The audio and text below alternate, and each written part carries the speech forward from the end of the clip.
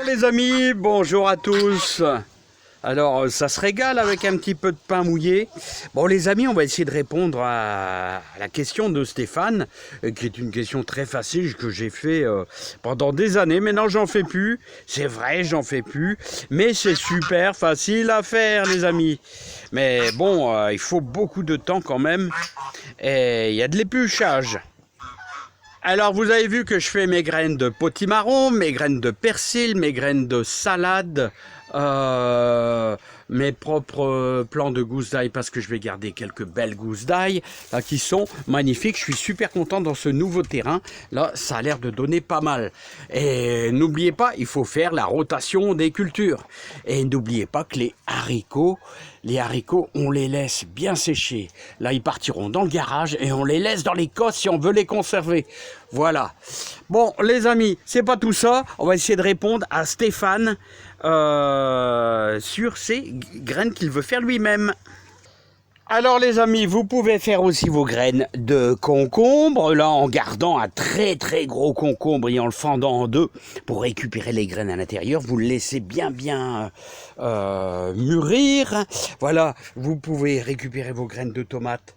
Ici, tomates Rifred, mais attention, pas les effins, pas les hybrides. Les hybrides, vous aurez une modification de la graine, ça c'est quasiment sûr. Donc faites gaffe, il faut prendre des variétés pures, des variétés anciennes de tomates si on veut faire ces graines. Bon les amis, allez, on va répondre à Stéphane, c'est facile. Alors petite interlude, vous savez aussi que vous pouvez récupérer vos graines de potimarron. Un potimarron, vous en gardez un bien gros que vous allez fendre en deux et vous allez récupérer les graines, à les mettre à sécher. Voilà, les courgettes, c'est pareil. Vous prenez une très grosse courgette, vous la gardez pour faire récupérer les graines. Il faut prendre celles qui sont bien ovalisées.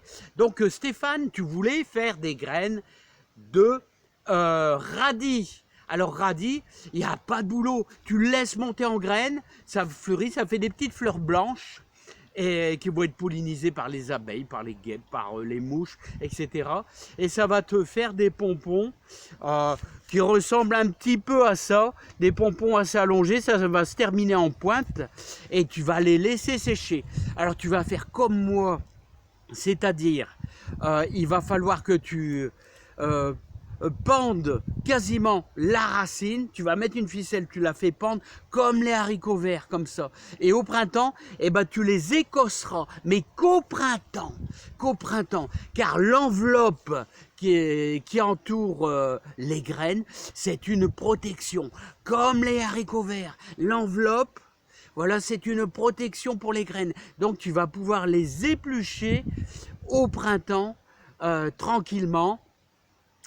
Et là tu auras vraiment aucune difficulté pour faire tes graines de radis. Alors seulement la seule petite chose qu'il faut veiller, c'est il faut attendre que ton plant de radis commence à sécher sur place.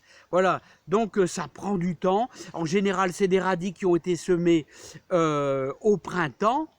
Et c'est des radis, c'est vraiment fin septembre. Là, tu vas voir tes plants qui commencent à sécher. Quand ça commence à sécher, tu l'arraches. Alors, tu l'arraches. Bon, ceci est un exemple. Tu l'arraches. Ton plant de radis complet. C'est pas du radis, mais c'est une explication. On met en image, tu l'arraches par la racine. Tu les mets tous ensemble et tu les mets à sécher et tu les accroches tout simplement, voilà, dans ton garage et tu les laisses dans les coques. Voilà, alors là tu vois, et tu auras tes graines de radis et tu peux faire plein de variétés de radis. Voilà, c'est exactement comme les haricots. Voilà Stéphane, je t'ai donné le maximum de ce que je pouvais pour t'aider. Allez, à bientôt. Voilà, et même ceux-là, les potimarrons, regardez, il faut en garder absolument. Des graines, c'est comme les courgettes, c'est pareil. Allez, bye bye les amis, à bientôt.